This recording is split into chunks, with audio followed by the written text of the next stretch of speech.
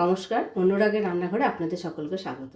আজকে আমি চলে এসেছি নতুন একটা রেসিপি নিয়ে। সেটা দারুণ একটা দুর্দান্ত একটা রেসিপি। সেটা হচ্ছে এই দেখুন, ট্যাংরা মাছ। এই ট্যাংরা মাছ দিয়ে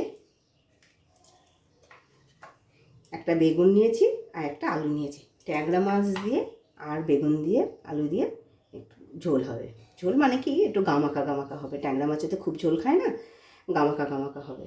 দেখুন, তার জন্য উপকরণগুলো নিয়েছি আমি। এখানে আছে নুন, লাল লঙ্কা গুঁড়ো, হলুদ গুঁড়ো, পাঁচফোড়ন, জিরে গুঁড়ো, ধনে গুঁড়ো, সরষের তেল। আর এখানে আছে আদা বাটা, লঙ্কা বাটা আর রসুন বাটা। এখানে দুটো তেজপাতা আছে ছোটো ছোটো সাইজে, একটা লাল লঙ্কা আছে, একটা এলাচ আছে, একটু দারচিনি আছে আর লবঙ্গ আছে দুটো টুকরো। তাহলে আমরা এখন চলুন আলুটা আর বেগুনটা কেটে নিই।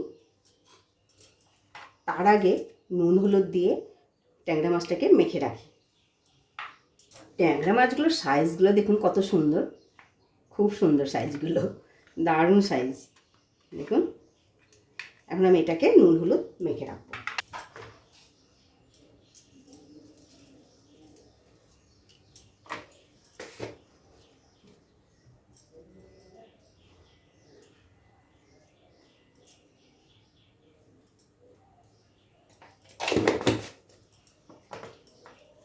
ওর সঙ্গে একটু সর্ষে তেলে দেবো, নুন হলুদ আর সর্ষে তেল দিয়ে আমি মেখে নেব।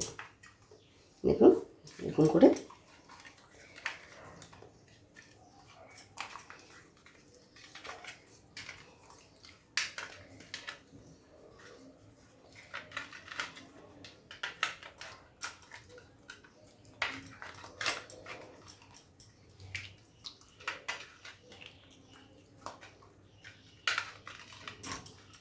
আমার নুন হলুদ মাখা হয়ে গেল। এখন আমি আলুটা আর বেগুনটা কেটে নেব। ট্যাংরা মাছটা আসলে বড় লম্বা, ওই জন্য আলুগুলো ঠিক এইরকম সাইজেরই কেটে নেবো, লম্বা লম্বা করে।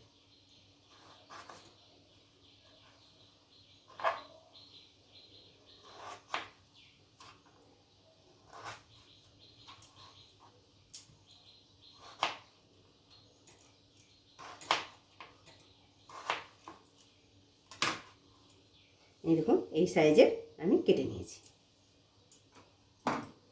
বেগুনটাও কেটে নেবো এই একই সাইজের।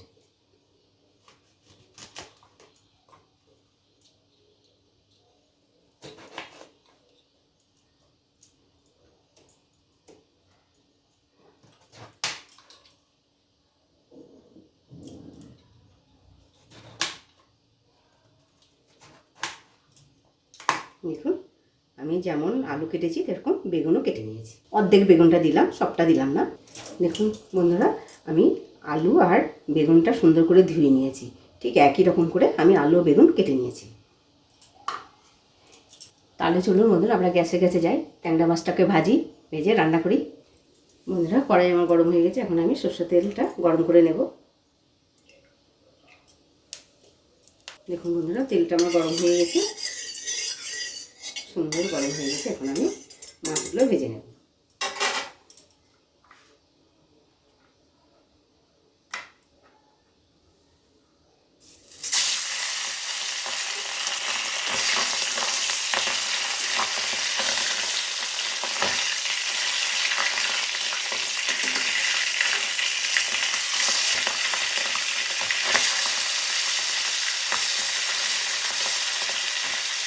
মাছগুলো সুন্দর লম্বা বড়, কড়াইটা যেন সরু সেম হয়ে গেছে।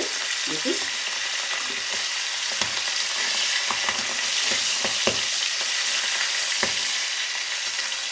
মাছগুলো একটু ফটফট করে থাকে, ওই জন্য একটু দূরে থাকা দরকার।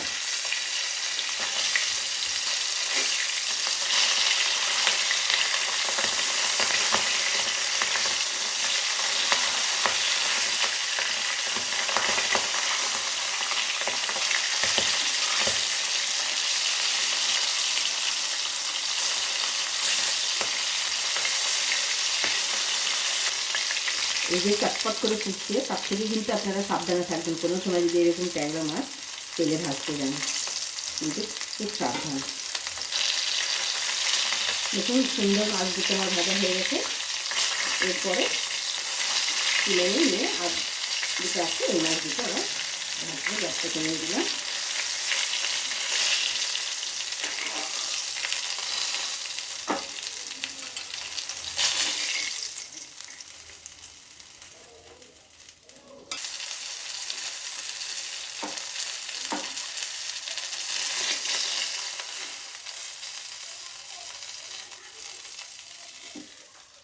দেখুন খুব সুন্দর আমার মাছ ভাজা হয়ে গেছে।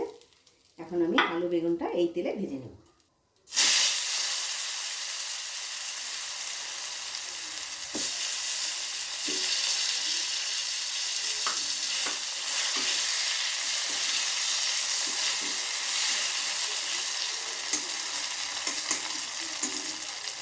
আলুটাতেও আমি আলু বেগুনে একটু নুন হলুদ দিয়ে, মানে মাছে আমি যে নুন হলুদ তেল মাখিয়েছিলাম এইটা ছিল, ওটার মধ্যে আমি আলুটা বেগুনটা দিয়ে মেখে নিয়েছি নুন হলুদ।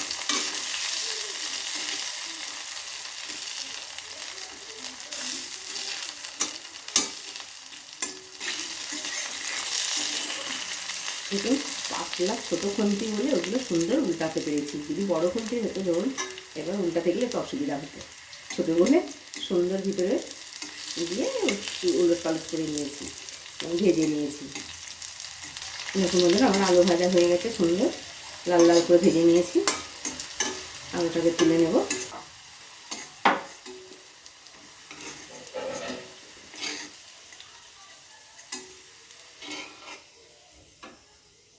ওই তেলে আমি বেগুনটাও ভেজে নেব।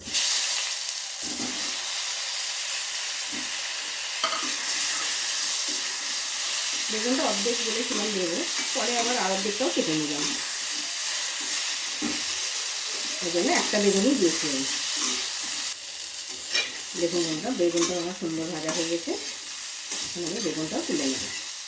দেখুন সুন্দর সুন্দর ভেজে নিয়েছি।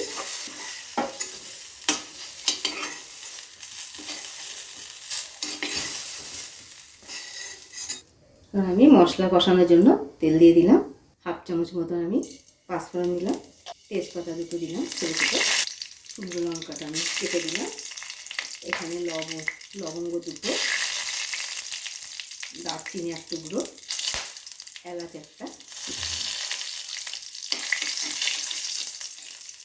দেখুন মশলাটা আমার ভাজা হয়ে গেছে। এখন আমি গোটা পেঁয়াজটা দিলাম, কাটা পেঁয়াজটাকে আমি এই পেঁয়াজটা ভালো করে ভেজে নিয়ে তারপরে বাটা পেঁয়াজটা দেবো। দেখুন পেঁয়াজটা আমার সুন্দর ভাজা হয়ে গেছে। এখন আমি বাটা পেঁয়াজটা, রসুন বাটা সেগুলো দিয়ে দেবো। আমি বাটা পেঁয়াজটা দিয়ে দেবো।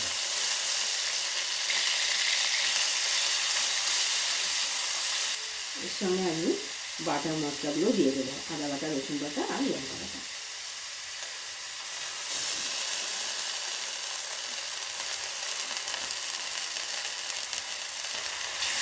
মশলাটাকে আমি ভালো করে ভেজে নেব। ভালো করে একটু না ভাজলে আবার পেঁয়াজ আর রসুনের কাটা কাটা একটা গন্ধ থাকে, ওই জন্য মশলাটাকে পেঁয়াজ আর আদা বাটা এই মশলাটাকে একটু ভালো করে ভেজে নেব। এবার আমি একটু হলুদ মশলা, শুকনো মশলাগুলো দেবো। আমি পরিমাণ মতো হলুদ দিলাম 1 চামচ, হাফ চামচ ধনে গুঁড়ো, হাফ চামচ জিরে গুঁড়ো আর হাফ চামচ লাল লঙ্কা গুঁড়ো।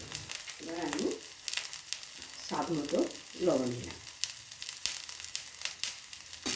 আমি মশলা এবার একটু জল দেব।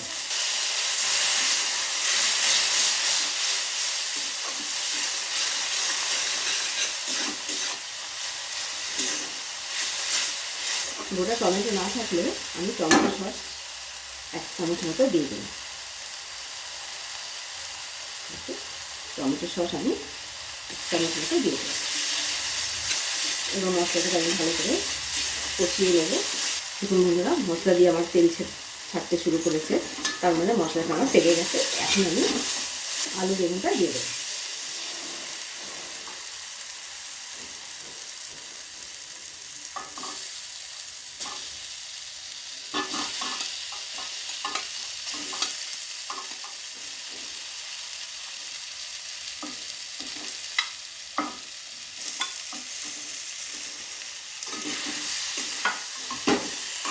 একটু ভালো করে মশলার সঙ্গে আলু বেগুনটাকে কষিয়ে নেব।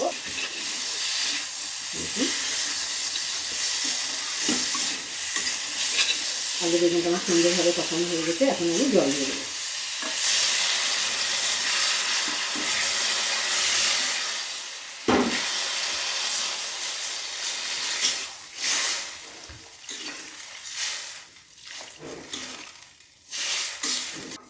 আর একটু জল দেবো কেননা আলুটা সেদ্ধ হওয়ার জন্য।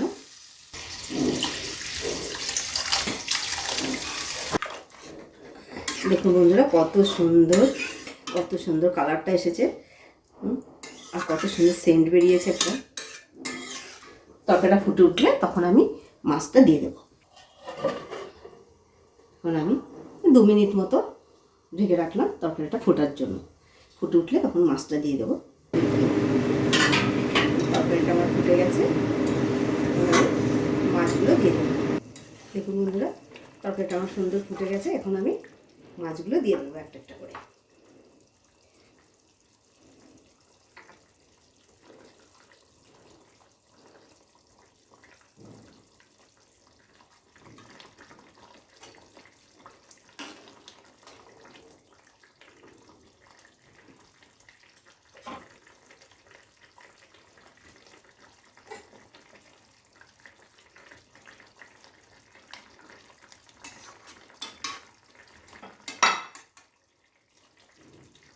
আমি আর 5 মিনিট মতো ঢেকে রাখবো আলুটা সেদ্ধ হওয়া পর্যন্ত।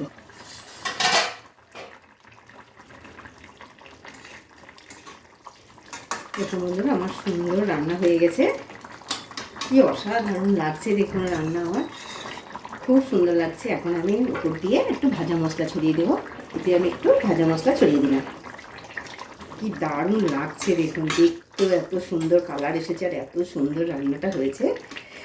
বন্ধুরা আমি যেভাবে করলাম সেইভাবে আপনারা রান্না করে খেয়ে দেখবেন, কত সুন্দর লাগবে খেতে, আপনার অসাধারণ লাগবে, অসাধারণ। আর যদি এই ধরনের ট্যাংরা মাছ পেয়েছেন তো এইরকম করে রান্না করবেন, খুব ভালো লাগবে। এর থেকে একটু ছোটো পেলেও একই রকম করেই রান্না করবেন, খুব সুন্দর লাগবে। এখন আমি গ্যাসটা বন্ধ করে দিচ্ছি, রান্না আমার রেডি। বেগুন আলু আর ট্যাংরা মাছ সুন্দর জমে গেছে, একদম অসাধারণ অসাধারণ।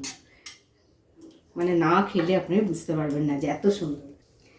বন্ধুরা ভিডিওটা দেখতে কেমন লাগলো বলুন দিন। আমার রান্নাটা আমি এত সুন্দর করেছি আর এত সুন্দর দেখুন দেখতে হয়েছে। ভিডিওটি দেখার জন্য ধন্যবাদ। ভিডিওটি ভালো লাগলে লাইক করবেন, শেয়ার করবেন। আবার আসবো নতুন একটি রেসিপি নিয়ে।